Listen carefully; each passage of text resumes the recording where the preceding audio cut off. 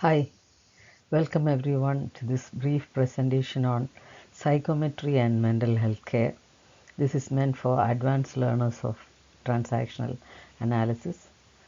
Please go through the video. The specific learning objectives meant for this session are that after you listen to this session, you will be able to define what is psychometry. You will be able to narrate the evolution of the history of evolution of psychometry. You will be able to classify the psychometric methods, and you will be able to differentiate the different psychiatry, psychological professionals, and the profession itself. So now let's look at the definition of psychometry. In parapsychology, psychometry is defined as a divination of facts concerning an object or its owner through contact with or proximity to the object. So you can here see the word divination. So it has an implication of something uh, supernatural, and it doesn't sound very scientific in the modern sense of the word scientific. Whereas here we are attempting to learn what is the science of psychometry. So it's basically related to medical terms that we consider psychometry as a science. So according to medical terms, psychometrics simply refers to the quantitative assessment of psychological states and abilities. This is a definition given by Science Direct. So it's about measurement, and that is why it is called science. Measuring is a science. It's quantifying how the mind works or how the different aspects of the mind works. Now let's look at the origins and its evolution. It originated from the word psychophysics, which implied the quantitative relations between psychological events and the physical events, or events that happened in the external world and events that happen in the internal world. So some efforts at quantifying that was done, and the process was known as psychophysics. More specifically, it is the relationship between sensations and the stimuli that produce them. So that was the original study in this field. Later, the first mental testing equipment was developed by James McKean Cattell. He lived between 1860 and 1944. He constructed the first standard test for measuring mind in 1890. He compared the performance of different people in that test. It soon became a symbol of the psychology as a profession.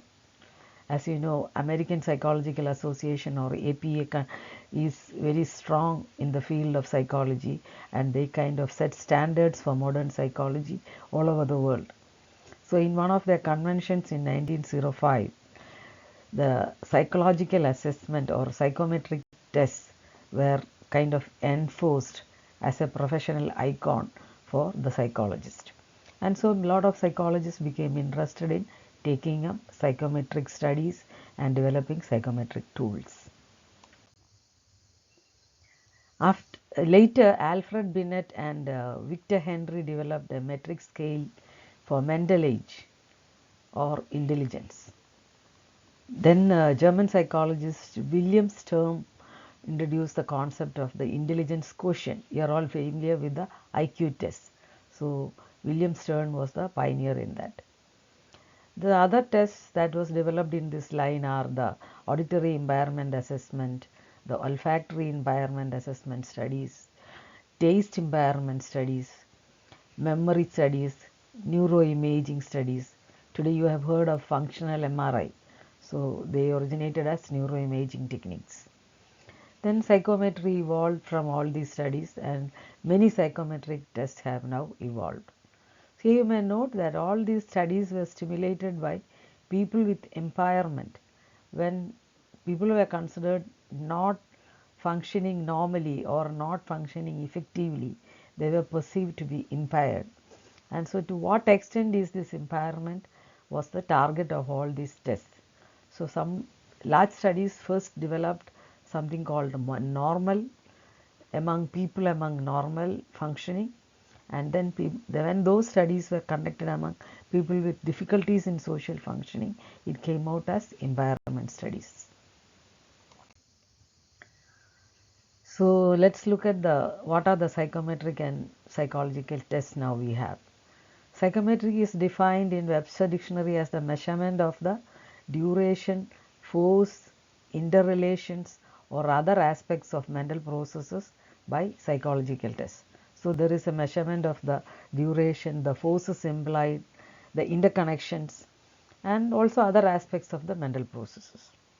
Early on, psychological tests consisted of two major types: the objective or the numerical tests that measured for general intelligence and ability of achievement, performance in a certain situation, and generally personality types, etc. The other kind of test was the subjective test. Here, the internal subjective world were helped to be projected externally using certain devices and certain rating measurements, like asking how much sadness are you feeling on a scale between 0 to 10, how much happiness are you feeling. So they are all subjective experiences. So scales were developed. So when I am saying this, you may be reminded of tests that you have gone through. Generally, when people seek a job, there is job placement tests. Some psychometric tests are involved in that. Then in school placement and college placement also, nowadays specific aptitudes are tested, especially if you are going to take up specific studies. Many medical schools used to do it. I remember CMC in Vellore used to do it for medical students when they get admission. So the last decision was made on their ability or capability to take the stress of medical learning, which was measured using psychometric tests. And nowadays there are many psychologists who do this psychometric assessment for youngsters who aspire career guidance or want some help on deciding which course to choose in their education, etc. So if you have undergone any of those tests, you may relate with models. So the current psychometric types are personality tests. They assess your emotions, behaviors and relationship in various situations. Aptitude test assess your reasoning or cognitive ability, determining whether you have the right skill set to do certain function. So the reference I have given below, you can go back and refer to this website for more details. Psychometry, psychotherapy and psychiatry. What are the differences? Psychometry is most often done for career guidance and educational aptitude assessment, like I said. Psychometry is not mandatory for psychiatric care or psychotherapy care. Psychometry may be helpful in certain situations of psychotherapy and psychiatric. So occasionally somebody may be doing it, but it is not a requirement. Psychiatry is that branch of medicine that cares for the mentally ill. Psychiatrists may use medicines and psychotherapy in their care for mental health affected people. Psychotherapists, on the other hand, give mental health care through psychotherapy only. They don't use any medications and they don't have the license to use medications. Only physicians who trained in mental health have the license to use medications because they are trained in pharmacology and how medicines work. Psychometrist is someone who is trained in administering a psychometric test and analyzing the data and giving a report. They may or may not do counseling. Mostly they don't do counseling or therapy. They just do the test and give the report. But someone may be trained in therapy and may be doing it also. For doing therapy you need a license. And even for doing the test you need a license. So psychologist is someone who trained in psychology. He may or may not be counselor, therapist or psychometrist.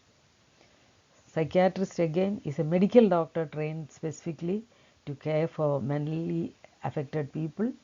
He or she may use counseling, therapy and medical prescription. Counselors are people who practice psychological counseling. They are definitely psychological professionals, but they may be trained in various methods and techniques of counseling. So if you need any clarifications, think over, go back and see the video again, and you can raise any questions in our learning sessions. Or if you want to advance any of these concepts in depth, You can make your own attempt, look at those materials on websites or other library sources available for you, and make your own preparations and come in the next session. Thank you for listening. Thank you for taking the effort.